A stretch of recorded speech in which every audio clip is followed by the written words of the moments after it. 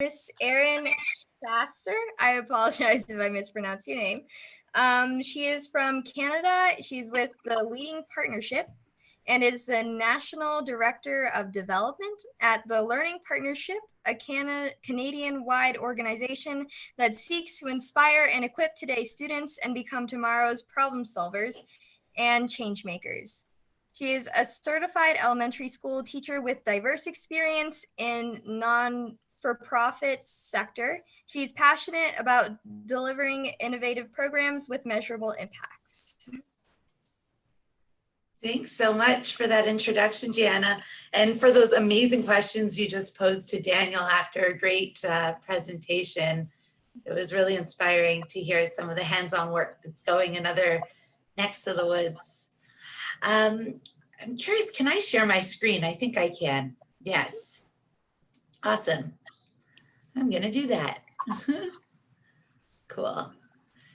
So, hi everyone. Thanks so much for having me. I have to say it's really humbling to be able to speak on behalf of the Learning Partnership at the second ever Global Innovation Field Trip. It's very cool to be part of this.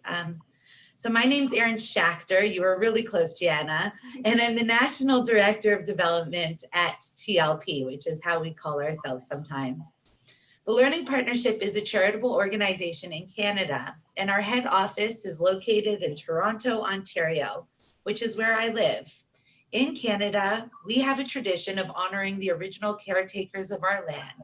And before I dive into some of the exciting things that have transpired in the recent weeks, I wanted to take a moment to recognize that Toronto is located on the traditional territory of many nations, including the Mississaugas of the Credit, the Anishinaabe, the Chippewa, the Haudenosaunee, and the Wendat peoples. And TLP's work spans coast to Canadian coast on traditional territories of even more nations and Indigenous peoples, both recorded and unrecorded.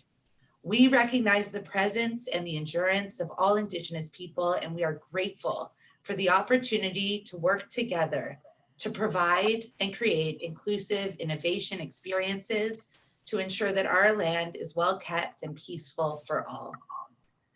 Today, I'm really pleased to share with you a little bit of background about who we are and what we do at TLP. And I'm going to dive in specifically to a recent experience, shifting our culminating events to a virtual model, which sounds like a bit of jargon that I hope makes more sense in 20 minutes, with an emphasis on how we engaged volunteers remotely. And I'll share some about our experience of launching this new model, as well as highlighting some of the takeaways. So about the Learning Partnership. As I mentioned, we're a national Canadian organization that seeks to inspire and equip today's students to become tomorrow's problem solvers and change makers. Great. I'm sorry. Great. Our problems are designed to reflect provincial curriculum to support teachers in using experiential hands-on learning to achieve the ministry prescribed learning goals. In other words, we train teachers to deliver our programs in their classrooms as part of their core teaching. As you can imagine, like everywhere around the world, COVID-19 had an incredible impact on our programming, as schools across Canada were interrupted and education moved virtual overnight. But thanks to the unwavering understanding and support of our partners, as well as some great ingenuity across our team, we were able to implement what we called Operation Pivot, which was a 100-day plan focused on delivering on our vision and mission in a proactive, nimble, and timely manner, despite not having direct access to public school classrooms. To do this, as you can imagine, required innovation, creativity, and critical thinking, which is just some of the skills we seek to inspire in the work that we deliver. Specifically, we cultivate these skills through 3 of our key programs that I'm going to speak about today. There are others, and they're all as awesome. But the 3 I'm going to speak to are Entrepreneurial Adventure, Code and Quest, and iCubed, or Investigate, Invent, Innovate. In Entrepreneurial Adventure, classes are paired with business mentors who help students and their teachers launch a real business venture. A key component of this program is that students identify a charity that they're inspired by and donate their venture profits to this cause at the end of the year. Can you believe over the years, we have donated over $3 million to different charities around the world? Coding Quest is a program in which students create an interactive video game using block-based coding to showcase their learnings on a subject that they've studied. This is a program that is coding to learn, not necessarily just learning to code. In iCube, students identify a problem that piques their curiosity and they design a solution to solve it, including planning a prototype and in some cases, building that prototype. While at face value, each of these programs is really distinct, they have fundamental similarities. One of these similarities is that each applies a form of the engineering design process. They begin with asking a question or identifying a problem and seeking to understand how others have approached it. Imagining solutions. What are some of the opportunities to solve this problem? Might come in the form of brainstorming. Planning by drawing a diagram, making a list of materials, putting a list of steps into place. Then creating by following your plan and making something come to life and putting that to test. And then of course, the iterative part, which is improving, identifying what worked, what doesn't work, and where's there opportunity to change that, improve that. Another similarity across these three programs is that they each integrate the global competencies, which are sometimes called soft skills, 21st century skills. At TLP, we embrace the definition from education thought leader Michael Fullan in Canada, who defines these specifically as 6 C's: creativity, innovation, and entrepreneurship, citizenship, communication, collaboration, critical thinking and problem solving, character, and self-directed learning. These are the skills that educators teach and that employers seek. They inspire deeper learning, they equip students to solve real-world problems, and they prepare them for their ever-changing future. Another similarity across these three programs is that each has a culminating event at the end of the year. Traditionally, these are in-person showcases in which students showcase their learnings and their projects among community members, including peers and teachers, and in some cases, even members of the public or volunteers and mentors. So why culminating events? Well, this year we really focused in and honed in on 2 key priorities. The first is an opportunity to celebrate student projects and to provide them with feedback. This is an opportunity for students to actually share their work and interact with people who can give them advice on what's gone great, maybe opportunities for improvements, and engage in their work directly. So in EA, this is sharing a business venture, in Coding Quest, playing a game, and in iCube, a prototype or a plan for a prototype. Another significant priority when we look at our culminating events is the opportunity to measure success of our program's goals, which is in cultivating the 6 C's. So obviously we weren't able to meet in person this year due to the COVID-19 realities, and leaning into the priorities and objectives we had identified in Operation Pivot, we knew it was time to put innovation to work. While the natural evolution of these programs would have been some virtual face-to-face real-time interaction between students and mentors or audience, given the scope of our reach across Canada and the reality that we engage with so many different school boards who have so many different policies, we identified that this was far too complex a challenge to solve in the time that we had. So instead, we went back to basics. We decided that the key was doing anything at all, and we came up with a static model. We recognized that there were fundamentally 2 groups of stakeholders that we needed to engage. Of course, the first was students. There wouldn't be culminating events without student projects. But the second really important audience were our volunteers, recognizing that historically when we do culminating events in public spaces and seek to have these passerbys engage with work, that's where there's real excitement and meaning for our student inventors or entrepreneurs or coders. And also to turn our attention to their role in how we measure impact. So I'm going to talk a bit about how we achieve the second goal. Really smart colleagues of mine last year developed a tool called a success rubric. This rubric was piloted and designed specifically to measure how specific skills or global competencies were demonstrated by our student participants. In the in-person model, this meant that volunteers were trained in using this survey device, and then they were taught also some guiding questions to engage the students in conversation to learn more about their processes. The volunteers would then provide the students some feedback in real time, and at the same time, they would measure the impact or the visibility of these competencies according to their conversations with students. It's really important to highlight that this assessment tool is for our use at TLP. This assessment does not go to the teachers and it does not go to those students. This is really an opportunity for us to understand whether the learning outcomes that we seek to cultivate were evident and opportunities to improve our programming in order to even improve on those learning outcomes. But the students do get that feedback, which we've heard is really, really useful. So step one was reaching out to our network of supporters. And within 2 weeks, we had 51 volunteers sign up for a virtual training session. Admittedly, between us, we didn't entirely know what that was going to look like. At the same time, we also needed to establish how students' work could be showcased. Given in-person discussion or trifold board presentations were not going to be an option.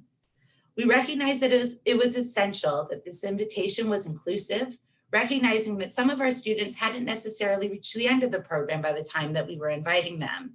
And we wanted to ensure that everybody knew that they were welcome to participate. Come with what you got, come how you are, whether you're just in the middle, just at the start, we wanted to hear from you and we wanted to celebrate your work. So our invitation to teachers really emphasized that this was an opportunity to celebrate whatever they had done, no matter how far along they were in their processes. And we also really wanted to be sure that teachers weren't overburdened by the request to participate, recognizing that this was a particularly busy year for teachers across Canada as around the world. This was meant to be a solution and an opportunity to continue engagement of their students in these hands-on experiential programs.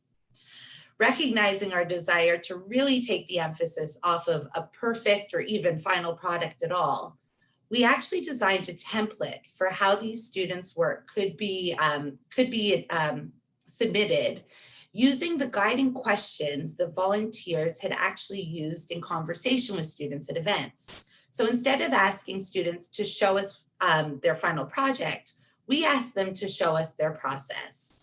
And the guiding questions that we provided were, where did you get the specific idea for your project? And specifically, what was the inquiry question or problem statement? And why did you think this was an important problem to solve? How did you make it work? What were 5 key steps you took to put your plan into action? And how did your team, if you worked with one, divide roles and responsibilities? We wanted to know, did you encounter any problems, and ask them to provide a specific example of a challenge that they overcame and the steps they took to overcome that challenge.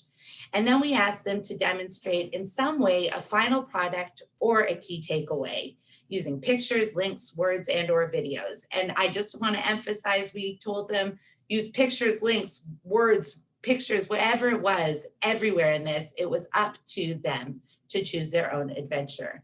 And in the case of EA and IQ, Entrepreneurial Adventure, we asked them, how would you market and sell your item, since this would have been an early phase in their process. What was really interesting is that most of the projects we received literally followed this template, but some looked quite a bit different. And it was really important in training our volunteers that we illuminated these realities in this context. Of course, it was really vital that our success rubric also was adapted to model these current changes. So this year, what we did is we just decided to focus our attention specifically on 4 global competencies that we thought might be evident in some way, shape, or form in the presentations that we would receive. One of these was character and self-directed learning. The other around creativity, innovation, and entrepreneurship. Asking, did the students do what they said they intended to do? Critical thinking and problem solving, applying clear steps to solve a problem, following a plan, overcoming challenges in a process, and this was a bit of a flyer given how lenient we were on our expectations, the communication question. For each competency, and it's really important, I think, to also note that we redesigned this rubric so it was virtual using good old SurveyMonkey. And under each competency, we had some prompting questions so that our volunteers knew what to ask themselves as they were seeking to assess or grade sort of how these competencies appeared in the student work. And for each competency, we asked them to measure on a 3-point scale, whether it was developing, starting to emerge, proficient, adequately there, all details were included, or exemplary, that they were above and beyond. And then there's the final component of our historic model that we sought to I'm going to illuminate one more time. This is not to go to the students. This is strictly for TLP's learning and for us to inform the evolutions of our programs going forward. But then there is that piece that the students do take, which is the feedback piece. And this was really, really important because knowing that these students were not engaging with these volunteers in real time, and frankly, in some cases, there weren't even names and definitely no faces involved. How would they know and benefit from this engagement? So we designed what we called a 3+1 model for feedback. And we asked each volunteer to provide feedback that highlighted a specific aspect of the project that was awesome, provide a specific opportunity for improvement or strengthening. And we really encouraged them in those two components to use the 6 C's language that we had gone through. And the third, and I think most exciting component of this model was seeking for them to illuminate one way in which something they observed in the student work could be applied to the world of work. So as you can see on the screen, these are 2 examples from 2 different projects of some of the great valuable feedback that we received. And then the +1 was some sort of celebratory comment. Leave it off on that high note, like great job, as you can see there. So lots of have a great summer. And that was that. So just to go over, we recruited our volunteers, we outreached to our teachers and gave them this template and saw all these student projects come in.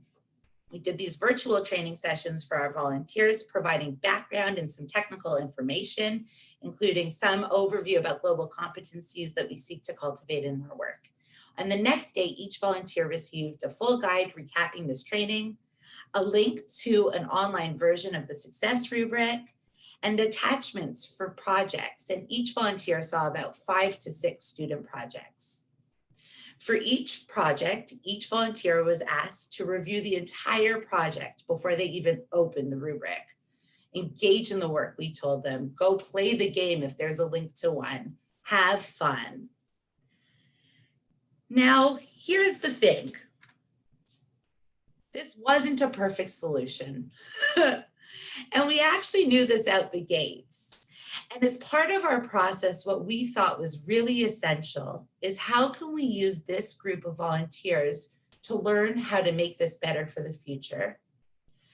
So one thing to highlight, first of all, is that our student data and all the assessment tools and that sort of stuff isn't available yet. That's currently under review and you can stay tuned. Our impact reports will be posted on our website later this summer, early in the fall. Exciting stuff. But we actually had a unique opportunity this year, given how it all unfolded, to assess the efficacy of this assessment tool in measuring global competencies. Because so many volunteers were able to review each student project, we're going to be able to see the consistency of those ratings across the student work, which there might be some cool learnings from, and I think is kind of cool and meta. And in the spirit of innovation, as I mentioned, we were really looking for opportunities to iterate this process moving forward. One that we identified right out the gates is that there needs to be a way to engage in live time or real time mentors and students. And we're really in process of figuring out how to make that work, despite the complexity of the challenges we face. Another place we saw an opportunity for improvement or a problem that we had to solve was that in our outreach to volunteers, we may have neglected to recruit French-speaking volunteers, despite the reality that we do have French students using our programs across Canada. And to our delight, we saw a great input and submissions from those French students. So the way we problem solved that actually was that among the volunteers who came to our training, we asked who spoke French, and lucky for us, we were able to identify sufficient bilingual speakers to cover that work. And so some key takeaways or highlights. First, I'm going to start with stats. One stat that I get particularly giddy about is that out of the 51 registered volunteers who came to training sessions, 46 completed this whole process. And I think that is awesome. I also want to note that for each student project, they received feedback from minimum 4 volunteers. And universally across the board, there was abundant gratitude from the teachers and the students who saw this feedback and thought that it added value. I also want to highlight that according to our post-event survey to our volunteers, 45% of these volunteers didn't even know about TLP before they came on to participate. And despite the imperfections, 88% said that they would rate their overall experience in this virtual culminating event as above average or exceptional. 90% of them said they'd come back, and 100% said they'd refer a friend to participate next time. So here's the key takeaways that I draw from it, and I'm sure there are many others. 1, right now, there is an exceptional spirit of innovation. Most of the feedback that we heard from teachers and from volunteers was applauding the trying of this, just taking a step forward and figuring out something to do, and demonstrating resilience from the students submitting their projects and quite last minute to TLP stepping in and trying to find a way to connect people. There was so much celebration of the fact that we tried to problem solve and we invented some solution. I thought that was cool. Another really important takeaway is realizing that virtual doesn't mean far away. In fact, in some ways, as we're seeing on GIFT, I think, using virtual solutions makes the world and totally makes Canada a more connected and smaller place. We were able to see when we reached out to our network that there was incredible appetite for virtual opportunities for employees to volunteer and a universal willingness to jump in and join us in this innovative, messy, iterative process. We saw a lot of collaboration, and we saw collaboration that actually pushed boundaries that would have been in place if we were dependent on in-person events and models. So looking ahead, while so much is still unknown about what school's going to look like in the fall or into next year, or who knows for how long, or what the world is going to look like, this little experiment has made it mighty clear that innovation and iteration is going to help us navigate ways forward, and that the global competencies like collaboration, creativity, critical thinking are all key to unlocking our potential. So that's what I wanted to share today. Thank you. I'm sorry, I was muted. Thank you for that presentation. It just blows my mind how many statistics and different modules that you presented and what you're doing with your company for all students and young innovators. I just find that really awesome what you're doing. Thanks, Gianna. And it's young folks like you who absolutely inspire and energize us to keep doing the work we do. Thank you. I did not have any questions. It's just everything. You provided so much information that I don't even have anything that I can ask. I wasn't sure. I'll ask a few things. Erin, what I see the biggest benefit besides the kids getting this is what you have prepared for other agencies. Sorry, it's already out there. That are probably going to grab onto this and try to use some of your ideas. And I know as educators, that's what we do, right? That's right. We share. We don't ask permission, we usually ask forgiveness. But I see just the idea of feedback and the whole idea of getting the volunteers in on the very beginning. It really is going to be something great for other organizations to do. You know, the best form of the best form of flattery is taking your ideas from you. So I love what you've done, and I love that other kids will benefit outside of your organization because you've created such a great template. I also love that you are a data nerd. I mean, I'm assuming you are. Totally. I mean, we really hang our hat on evidence-based user-led design. And so data is the best way for us to really understand what we're doing and how we can be better at doing what we aspire to do in our mission and vision. Yeah, no, I appreciate that. And I actually would love to highlight partnerships in our name. And for us, partnership is really about working together and collaboration. So I would really highly encourage folks who are curious to reach out. I did have a slide with my details on it. My name's got lots of CHs, but I'll make sure that you can find me via the GIFT network. I'd be very happy to share all of our resources. And I mean, I think that if nothing else, we could benefit from each other's data and seek to make this even stronger as a unit. That would be pretty cool. Erin, I know in the beginning you mentioned that you're a Canadian charity, and we call that a nonprofit here in the United States. And I hate to mention money, but how are you supporting yourself? That's a great question. And in fact, that's a really key inspiration to volunteer engagement. A significant component of how we support ourselves is through partnership with corporations.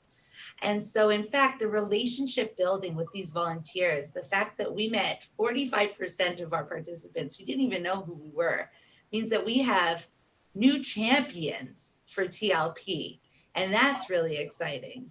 Of course, we also have a lot of gratitude to some government agencies who give us funding, as well as some individuals who are very generous in supporting our work, as well as some private and family foundations.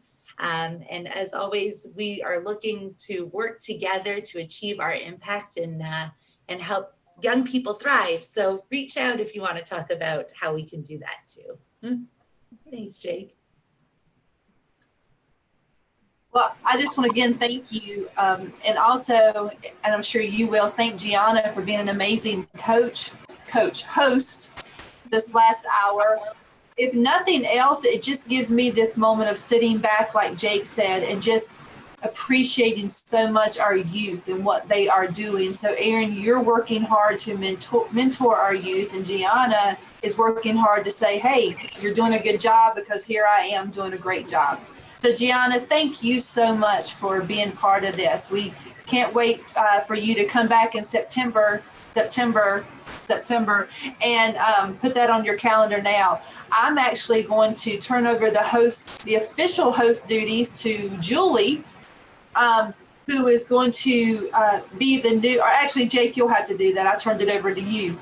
And I'm going to step off for a couple of hours. I've done my 4 hours and I'll be back at 9.